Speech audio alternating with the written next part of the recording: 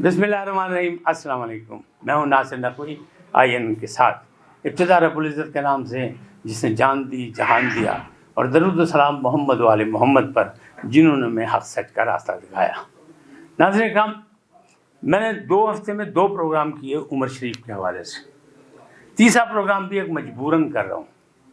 मैं इसे कुछ स्कैंडलाइज नहीं करना चाह रहा। ये अलमिया हमारे मुआशरे का। तो मकसद कहने का सिर्फ ये है, हम और आप जो ज़िंदा हैं अभी दुनिया में हैं, जिनका दावा है कि हम ज़िंदा हैं, वो इससे कुछ सीख लें इस वाक़े से। उमर शरीफ की तीसरी बेगम ज़रीन गज़ल, जिन्होंने बहुत अरसा काम नहीं किया, बहुत थोड़ी देर काम किया, लेकिन बाद में शादी हो गई और वो उनकी बेगम बन गई। वो तीसरी बेगम है।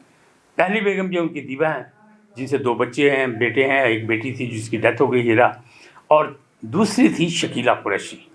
शकीला कुरैशी इन सब में बड़ी नामवर थी, लेकिन उसने जब देखा कि मामला ठीक नहीं तो उसे खुला ले लिया, और सारी चीज़ उससे किसी किस्म का कोई झगड़ा लड़ाई नहीं।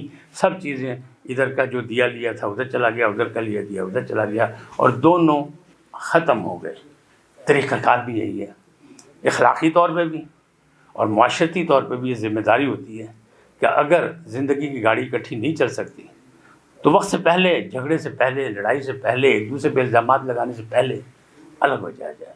तो शकीला कुरैशी इस मामले में कामयाब रही। वो एक साइड पे हो गई और कहीं नज़र नहीं आई। ना वो एक्टिंग करती नज़र आई, ना वो स्टेज पे नज़र आएंगी। कहाँ हैं किसी को नहीं पता। बारकैफ जो ज़री गज़ल हैं, उन्होंने एक निजी टीवी पे इंटरव्यू दिया और उन्हें क्या कहा है? उन्होंने कहा है कि मैं उमर शरीफ के कातिलों को ना इस दुनिया में छोड़ूंगी ना आखिरत में छोड़ूंगी। मैं यौम हशर भी उनका गिरबान पकड़ूंगी, क्योंकि उसे मारा गया है, कत्ल किया गया है। तफसीलात क्या हैं? इन तफसीलात में मैं आपको ज़रीन गज़ल की जो बातें हैं, जो गुफ्तगू है, वो टेलीफोन पे मैंने उनसे रब्ता करने की कोशिश की थी, तो टेलीफोन पे रब्ता हुआ, क्योंकि इद्दत के दिन में दोनों। तो हम नहीं चाहते कुछ स्कैंडलाइज, लेकिन हम चाहते हैं कि मुआशरे के जो वाक़यात हो रहे हैं उनसे दूसरे सबक सीखें, ताकि मुस्तक़बिल में ऐसे वाक़े ना हो जिससे हमें शर्मिंदगी हो। ज़रीन गज़ल ने फ़ोन पे जो कुछ कहा वो आपके सामने, बहुत सी चीज़ें मैं आपके सामने ओपन भी कर चुका हूँ, लेकिन वो कहते हैं ना कलाम शायर बज़बान शायर, तो उसकी बात ही कुछ और होती है। ये कलाम शायर तो नहीं है, लेकिन दुख है, दुख भरी दास्तान है। ये एक नज़रा खेज़ मतलब एक दास्तान है, एक किस्सा है, एक कहानी है। वो उनकी ज़बानी आप खुद सुन लें, देखें वो क्या कुछ कह रही हैं। उमर की जो फैमिली है उनकी वजह से बहुत ज़्यादा प्रॉब्लम्स हुई हैं, और मुझे लगता है कि उनकी मिसेज और उनका बेटा जवाद, उसमें कहीं ना कहीं वो लोग जो है जिम्मेदार हैं। मैं इल्जाम नहीं लगा रही हूँ, मैं मौत की जिम्मेदार मैं ये कह रही हूँ कि क्योंकि जब मेरे डॉक्टर ने मुझे बुला के उन्होंने मुझे बताया कि इस तरह से उनको प्रॉब्लम हुई है और उनको लास्ट मंथ हार्ट अटैक हुआ था, और उसके बाद जो है उनकी जो वॉल लीक कर गया है, तो अब आपके पास 15 डेज है, और उन्होंने उसमें मुझे 3 कंट्रीज बताई, और उससे 1 हफ्ते पहले से वो हॉस्पिटलाइज थे, और उनके डॉक्टर ने ही मुझे बताया कि हम 5 दिन पहले उनके बेटे को ये बात बता चुके हैं। तो 1 हफ्ते तक तो यहाँ किसी को पता ही नहीं चला कि उमर हॉस्पिटल में है, तो वो 5 दिन जाया हुए।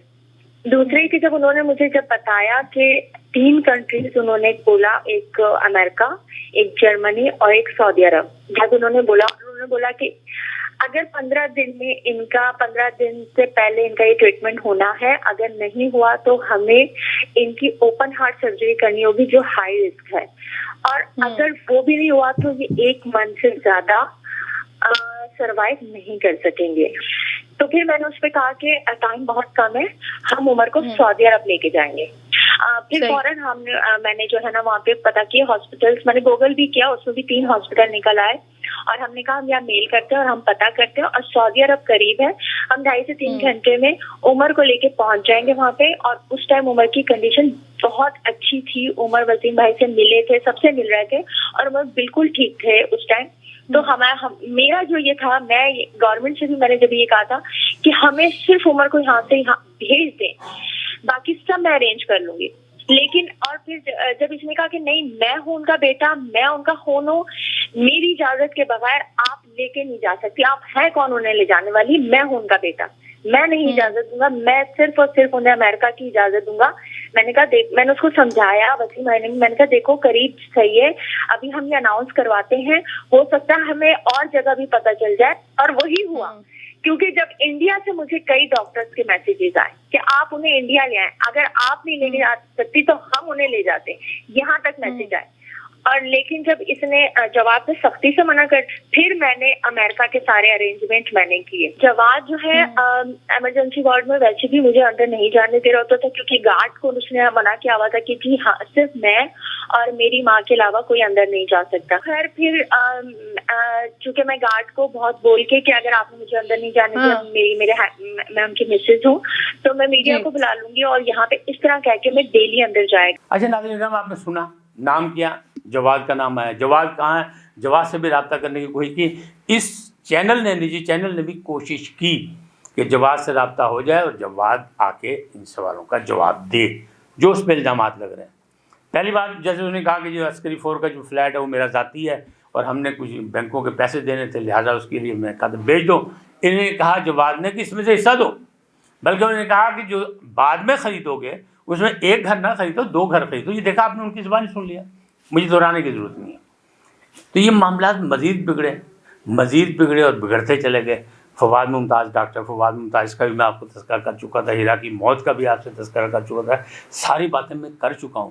لیکن اب چونکہ زنی غزل نے خود سے کہا ہے کہ میں اس دنیا میں بھی اور اس دنیا میں بھی یوم حشر پر بھی قاتلوں کا گریبان پکڑوں گی, اس لیے کہ میں نے محبت کی شادی کی تھی اور ہم دونوں ناشتے کے وقت ایک دوسرے کے سامنے کرسی پہ بیٹھ کے ناشتہ کرتے تھے, اور عمر شریف کی کرسی آج تک خالی ہے اور میں سامنے بیٹھ کے ناشتہ کرتی ہوں اکیلے. ظاہر ہے دکھ تو ان کا ہے, اصل دکھ تو وہی جانتی ہیں. لیکن جتنے الزامات لگے, جتنی باتیں ہوئیں, فواد نے جس طرح پیسے ان سے مانگے اور فواد جس طرح نہیں آ رہے, فواد روپوش ہو گئے. نجی چینل نے بھی چاہا کہ رابطہ ہو جائے, میں نے بھی چاہا کہ رابطہ ہو جائے تاکہ بات کھل کے سامنے آئے. ویزے ان کے پاس امریکہ کے لگے ہوئے ہیں ملٹیپل, اور وہ نکل جائیں گے کب؟ عدت کے دن پورے ہونے کے بعد. مقصد صرف یہی ہے کہ اللہ نہ کرے جس طرح زری غزل پریشان ہو رہی ہے, جس انداز میں وہ ایک تو اس کا سر کا سایہ اٹھ گیا جانب اللہ, لیکن اس میں جو کوتاہیاں ہوئیں, جو غلطیاں ہوئیں, اس کی ذمہ داری تو ہم لوگوں پہ آتی ہے, ارد گرد کے ماحول پہ آتی ہے, بچوں پہ آتی ہے, پہلی بیگم پہ آتی ہے کہ جنہوں نے فیصلہ کیا کہ سعودی عرب نہیں جانا, جرمنی نہیں لے کے جانا, ان کو لے گئے امریکہ جانا. آتی تو ہے نا, جس کا قصور ہے اسے سزا تو ملنی چاہیے. کیا سزا مل جائے گی؟ یہ ملزم بچ جائیں گے. ہمارے معاشرے میں ایسی بہت سی کہانیاں ہیں جو اپنے انجام کو نہیں پہنچتی. خدا کرے کہ نہیں, منیب بھی کہہ رہے ہیں کہ جی میں اس کے انجام تک پہنچاؤں گا, زری غزل بھی کہہ رہی ہیں کہ میں قتل کا بدلہ لوں گی, تو معاملات تو بڑے گمبھیر ہیں. اللہ کرے کچھ ہو, اس لیے کہ سزائیں جو ہیں کسی کو مارنے کے لیے نہیں ہوتی, سزائیں معاشرے کو ڈرانے کے لیے ہوتی ہیں کہ اگر تم نے یہ کیا تو یہ بھی ہو سکتا ہے.